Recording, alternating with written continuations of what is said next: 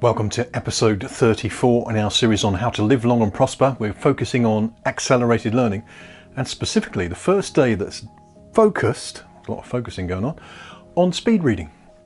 And what I want to share with you very briefly today is just the biological power, the neurological power, the psychological power of having a specific intent when you speed read. I'm using the camera in video mode here, but even in video mode I can change the f-stop, which is the size of the aperture. A lot of people will come to speed reading with a general desire to learn something, and that's like having the aperture wide open. On a very posh lens that we might go to 1.4. I think this is 1.8. It's very, very good. It gives you a soft background. So when it lets in so much light, most of the image is fuzzy and not sharp. When we stop that aperture down to 22, tiny little pinhole, nearly everything is in focus. And that's what I'm going to encourage us to do first of all in our first video that's relevant to accelerated learning and speed reading. Have a very, very specific focus.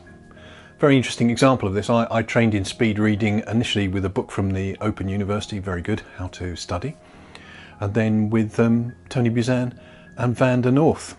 And they talk about some research they were aware of where there were 3 groups in a biology class.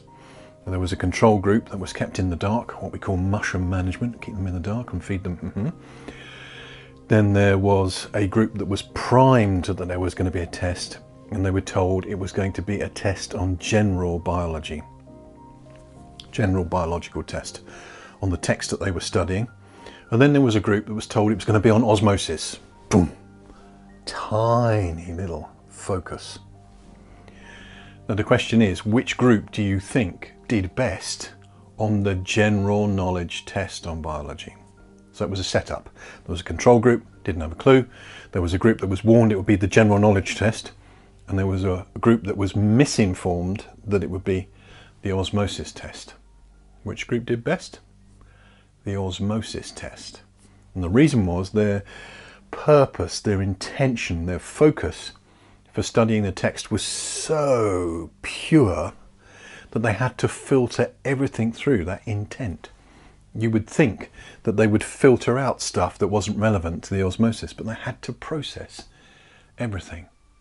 So as you come to doing anything in life, speed reading, accelerated learning, and life to the full, the best way to come at it is with a specific focus.